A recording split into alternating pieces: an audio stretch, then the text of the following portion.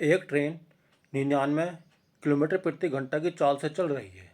यदि train 565 metre लंबी है और 975 मीटर लंबी सुरंग को पार करने में कितना समय लेगी, ये हमें फाइंड करना है। देखिए, जो ट्रेन की लंबाई कितनी है, 565 है, ये मीटर में है, और सुरंग की लंबाई 975 मीटर है। और जो चाल है यहाँ पर ट्रेन की, वो किस में दे रखी है, किलोमीटर प्रति घंटा में दे रखी है। तो जो चाल है ट्रेन की कितना है, ये 99 किलोमीटर प्रति घंटा। इसको मीटर प्रति सेकंड बनाने के लिए 5/18 से इसको मल्टीप्लाई करेंगे। 9 से काटेंगे 99 को 11, 9 से 18 काटेंगे तो 2। तो कितना आ जाएगा क्लास, ये 55/2 मीटर प्रति सेकंड। यहाँ पर डिस्टेंस कितनी हो जाएगी क्लास, 565 तो एक गिवन है जो ट्रेन की लंबाई है, और सुरंग की लंबाई कितना है, 975 मीटर हो जाएगी ये। तो 1400 तो एक हो जाएगा, और 7 और 6 13, तो कितना हो जाएगा ये 1440। 9 और 5 14, यानी 1540 क्या हो जाएगा, ये लंबाई हो जाएगी। अगर हमें टाइम फाइंड करना हो तो क्या होता है, ये डिस्टेंस अपॉन चाल होता है, स्पीड होता है। डिस्टेंस कितनी है, ये 1540 है, तो चाल कितनी है, ये 55/2 है। ऊपर चला जाएगा ये 1540 मल्टीप्लाई 2/55। 5 से काटेंगे 55 को तो ये 11, 5 से इस 10 को काटेंगे तो 2 बार, और 11 से को 54 को काटेंगे, 11 कम 11, 11 चौक 44 हो जाएगा ये।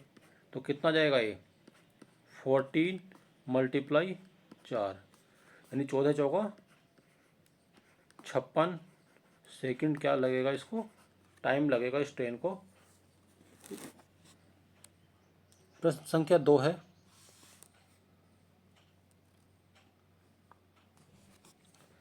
इक्कीस सेंटीमीटर की भुजा वाले घन के बने जा सकने वाले सबसे बड़े गोले का आयतन ज्ञात करना है।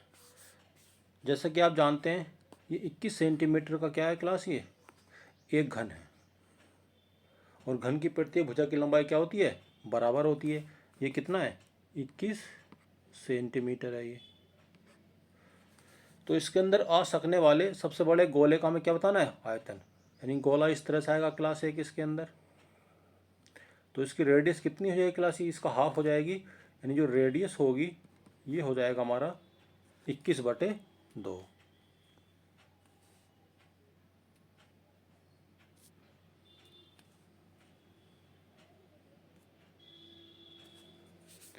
रेडियस यहाँ पे कितना हो जाएगा, ये 21/2 हो जाएगा ये। तो गोले का आयतन कितना होता है, 4/3 पाई आर क्यूब, यानी 4/3 मल्टीप्लाई 22/7 मल्टीप्लाई ये आर क्यूब, यानी 21/2 मल्टीप्लाई 21/2 मल्टीप्लाई 21/2। ये 7 हतिया 21 से 21 कैंसिल हो जाएगा, 2 दूनी 4 से 4 कैंसिल हो जाएगा, और 2 से इस 22 को काटेंगे तो कितना आ जाएगा, ये 11, यानी 11 मल्टीप्लाई 21 मल्टीप्लाई 21 कितना होता है, ये 441 होता है। तो 11 की 441 से मल्टीप्लाई करेंगे तो देखो, एक का एक लिखेंगे, 4 और 1 5, 4 और 4 8, और ये कितना आ जाएगा 4851 सेंटीमीटर क्यूब क्या हो जाएगा क्लास, ये इस गोले का आयतन हो जाएगा। प्रश्न संख्या 3 है ये,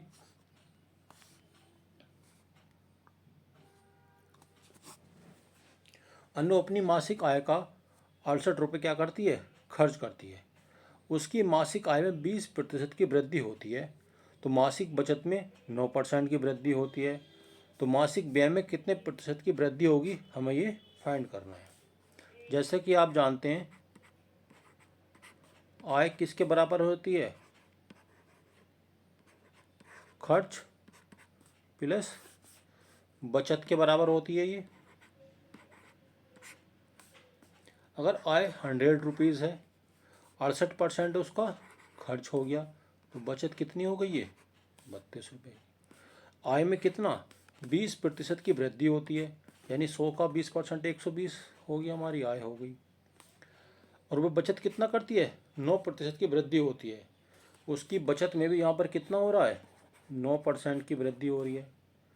यानी 9 दूनी 18 का 8 हासिल लगा, एक 9 तिया 27 और 28, यानी 2.88% की बचत हो रही है। यानी इसको हम 3 लिख सकते हैं, तो बचत कितने की हो जाएगी? ये 32 और 3 ये 35 की हो जाएगी। तो हमारा खर्च कितना हो जाएगा? ये 120 में से 35 घटाएंगे तो 120 में से 30 गए, कितना हो गया क्लास? ये 90, और 90 में से 5 गए, कितना हुआ? ये 85। तो यहाँ पर आप देख सकते हैं खर्च कितना बढ़ रहा है? ये 17 रुपये बढ़ रहा है। कितने से? 68 से। मल्टीप्लाई 100, यानी 17 चौका 68, 4 से 100 काटेंगे तो कितना आ जाएगा? ये 25% की उसकी खर्च में वृद्धि हो जाएगी। ये प्रश्न संख्या 4 है।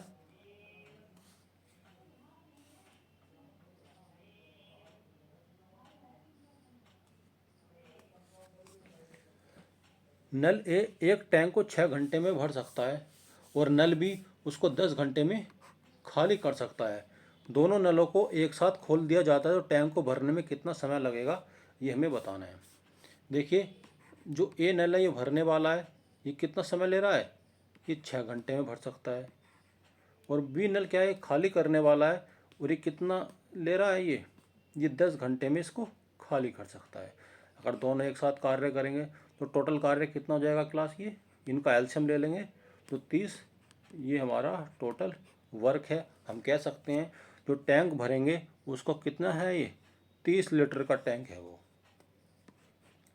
ये 6 के हिसाब से कितने समय भरेगा? इसकी इफिशियंसी 5 और 10 दिया 30। ये खाली करने वाला है तो कार्य कितना हो रहा है? ये 2। ये तो खाली करने वाला था हमारा, ये भरने वाला था। तो 2 के हिसाब से 30 कार्य कितने समय में करेगा? ये 15 घंटे में। तो टैंक कितने घंटे में फिल हो जाएगा? ये 15 घंटे में। प्रश्न संख्या 5 है ये।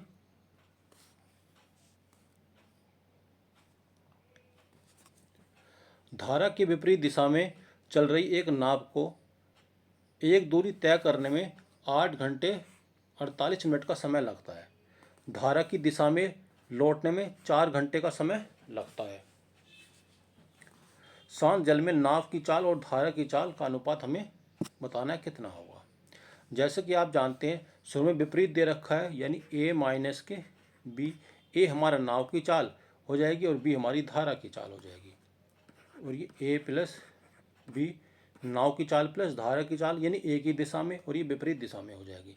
यहाँ पर टाइम कितना लग रहा है उसको? 8 घंटे 48 मिनट, यानी 8 सही 48/60, 12 चौक 48, 12 पंजे 60, और यहाँ कितना लग रहा है? 4 घंटे का समय लग रहा है। 40 और 4 ये 44/5 टाइम, और यहाँ पर 4 से 44 काटेंगे तो 11। टाइम का अनुपात कितना हो जाएगा? 11 ये 5। तो यहाँ पर उनकी चालों का अनुपात कितना हो जाएगा क्लास? इसका उल्टा हो जाएगा, 5 और 11। यानी ए माइनस की बी कितना है? 5 है, और ए प्लस की बी का मान कितना है? 11 है। तो नाव की चाल ए कितना हो जाएगा? दोनों को जोड़ देंगे और 2 से भाग कर देंगे, 11 और 5 16/2 8 हो जाएगा। धारा की चाल कितनी हो जाएगी? दोनों को सब्ट्रैक्ट कर लेंगे, 6/2 यानी 3। प्रश्न में पूछा गया है शांत जल में नाव की चाल और धारा की चाल का अनुपात कितना होगा, यानी ए अनुपात बी, तो कितना हो जाएगा? ये 8/3। नाव की चाल 8 हो जाएगी और धारा की चाल कितनी हो जाएगी? 3, यानी 8/3 हमारे इस प्रश्न का आंसर हो जाएगा। ये प्रश्न संख्या 6 है, आप देख सकते हैं। एक दुकानदार एक वस्तु का मूल्य 720 रुपये अंकित करता है और वह क्या करता है, 144 रुपये की छूट देता है, फिर 36 रुपये का लाभ भी कमाता है वो। तो उसका क्रय मूल्य बताना है कितना होगा। देखिए, जब 720 रुपये हमारा क्या हो जाएगा, ये MRP हो जाएगा, तो SP कितना हो जाएगा, क्योंकि वो 144 की छूट दे रहा है, तो 720 माइनस के 144, 10 में 4 गए 6, और 11 में से 4 गए 7, और 6 में से गया 5। SP कितना होगा, 576 रुपये हमारा क्या है, ये SP आ गया है। अब जब 36 रुपये का लाभ कमा रहा है तो हमारा CP तो और भी कम हो जाएगा, यानी 36 रुपये और घटा देंगे ये, तो क्रय मूल्य कितना हो जाएगा, ये 540 रुपये क्या हो जाएगा, ये वस्तु का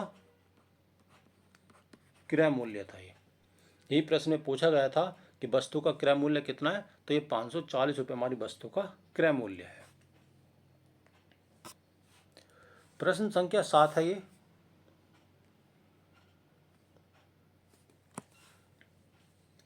आप देख सकते हैं यहाँ पर, एक राशि साधारण ब्याज पर 5 वर्षों में 11,650 रुपये और 6 वर्षों में 12,076 रुपये हो जाती है, तो वह राशि बतानी कितनी होगी। देखिए, 5 वर्ष में कोई राशि कितना होगी, 11,650 रुपये हो गई है, और 6 वर्ष में कितनी हो गई है, ये 12,076 रुपये हो गई है।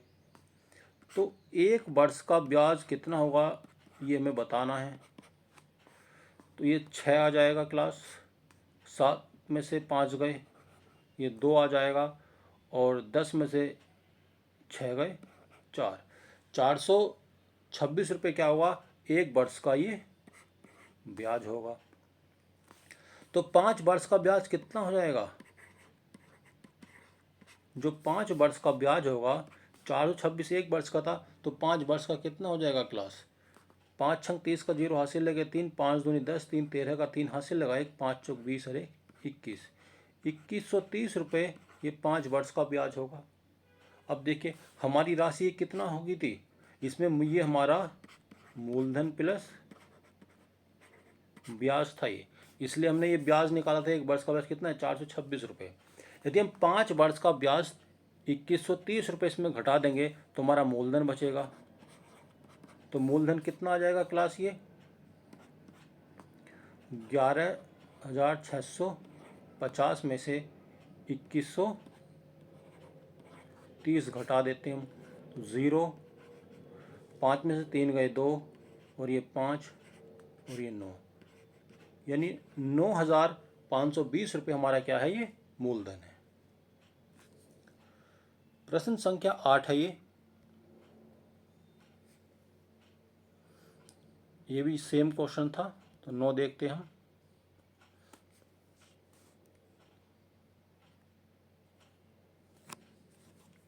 सुमन और सुजाता समान दूरी क्रम से 10 घंटे 10 किलोमीटर प्रति घंटा और 12 किलोमीटर प्रति घंटा की चाल से तय करती है। अगर सुमन सुजाता से 36 मिनट ज़्यादा का समय लेती है तो प्रत्येक द्वारा तय की गई हमें दूरी बतानी है कितनी होगी। देखिए, जैसा कि आप जानते हैं सुमन है ये और सुजाता है, इनकी चालों का जो अनुपात है ये 10 किलोमीटर प्रति घंटा और ये 12 किलोमीटर प्रति घंटा की तय करती हैं गति से। तो यहाँ पर इनका टाइम का कितना हो जाएगा क्लास, ये इन्वर्स हो जाएगा। जब डिस्टेंस, देखिए आप यहाँ पर समझ सकते हैं, दूरी बराबर चाल गुणा समय। जब दूरी हमारी बराबर हो तो ये दोनों एक दूसरे के इन्वर्स हो जाते हैं, ये टाइम और ये स्पीड, यानी जो चाल का अनुपात दे रखा होगा उसका उल्टा हमारा क्या हो जाता है, समय का अनुपात हो जाता है। तो यहाँ पर समय कितना हो गया, 10 घंटे। सुमन की चाल 10 किलोमीटर प्रति घंटा है, तो टाइम कितना ले रही है, 12 घंटे।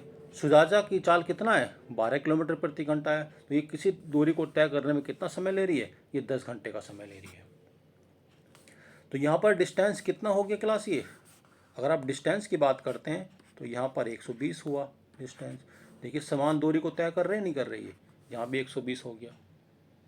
प्रश्न में बोला गया है सुमन सुजाता से 36 मिनट ज़्यादा समय लेती है। देखिए सुमन सुजाता से कितना समय ले रही, देखिए यहाँ पर ये 10 घंटे और ये 12 घंटे का समय, तो कितना, ये 2 घंटे का समय ज़्यादा ले रही है।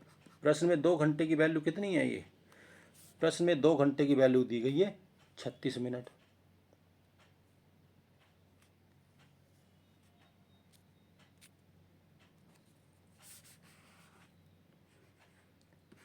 इसको घंटे बना लेंगे तो 36 बटे कितना हो जाएगा क्लास, ये 60 हो जाएगा।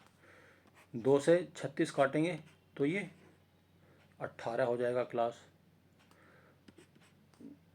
3 से काटेंगे, 3 छंग 18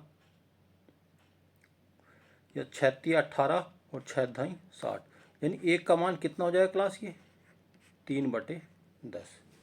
प्रश्न में दूरी पूछा गया है तो यहाँ पर डिस्टेंस कितनी हो जाएगी, ये 120 मल्टीप्लाई 3/10, 0 से 0 यानी 36 किलोमीटर की डिस्टेंस हम यहाँ से भी निकाल सकते हैं, वो तो सेम ही बैठेगी। तो डिस्टेंस कितनी है क्लास, ये 36 किलोमीटर की प्रत्येक के द्वारा दूरी को तय किया गया है। ये 10वां प्रश्न है क्लास।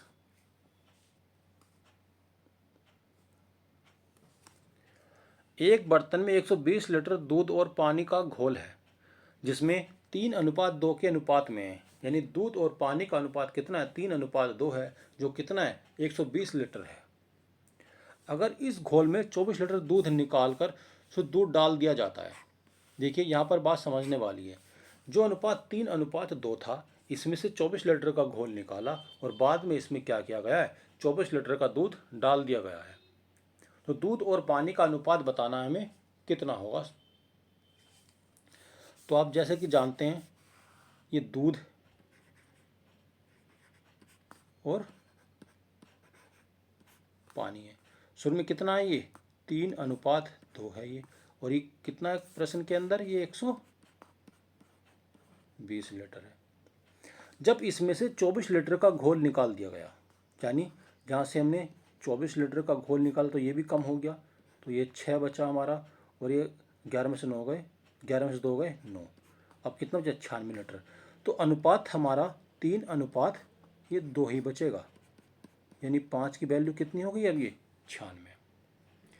फिर क्या बोला गया है, इसमें 24 लीटर निकाल कर शुद्ध दूध डाल दिया गया। अब यहाँ पर दूध की मात्रा मिला दी गई है, ये 24 लीटर की।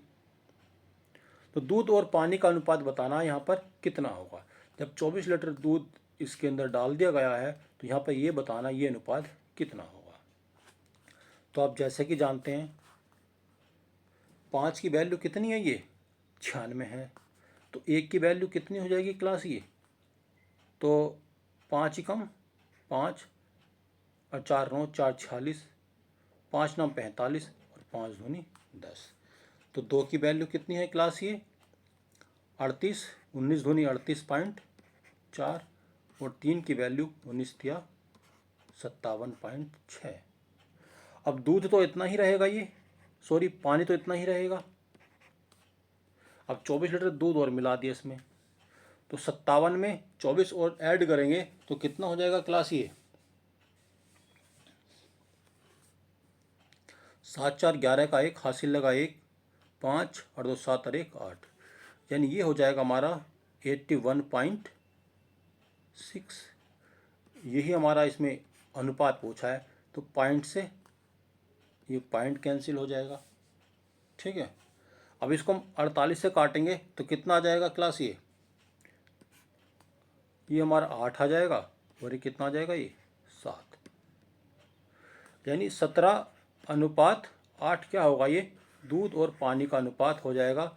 ये हमारे इस प्रश्न में पूछा गया था। अगला प्रश्न है क्लास ये,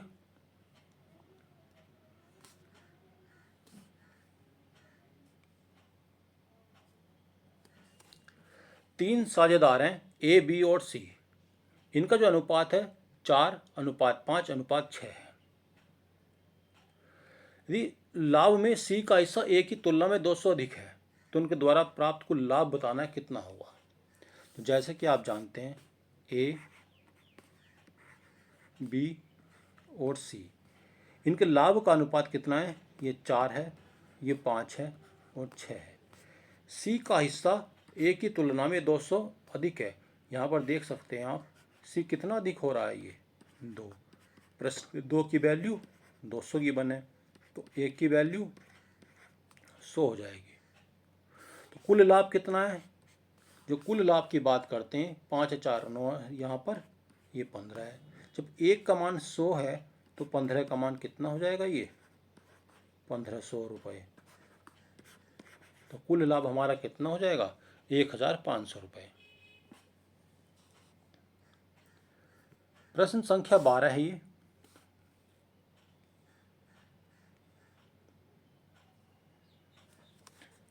एक पंसारी द्वारा 69 और 92 प्रति किलोग्राम वाली दो किस्म की दालों को किस अनुपात में मिलाया जाना चाहिए ताकि मिश्रण का मूल्य 79.5 रुपये प्रति किलोग्राम हो जाए।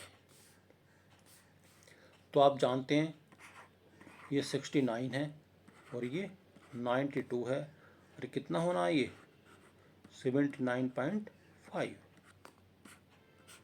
देखिए 80 92 में से अगर हम 80 घटाएंगे तो कितना आएगा? 12। 0.5 क्या करना है? और ये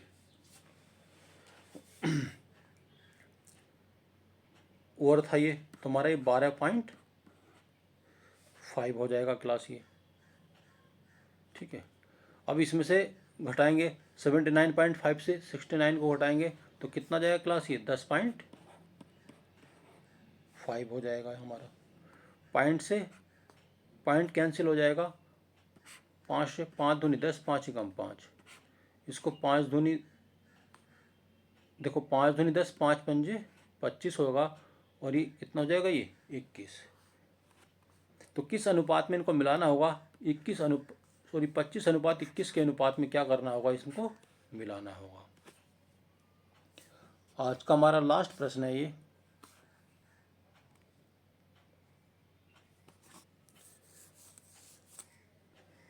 %10 की वार्षिक चक्रवृद्धि ब्याज दर पर 2 वर्षों के लिए 300 रुपये के निवेश पर प्राप्त किए जाने वाले चक्रवृद्धि ब्याज की राशि बताने कितनी होगी?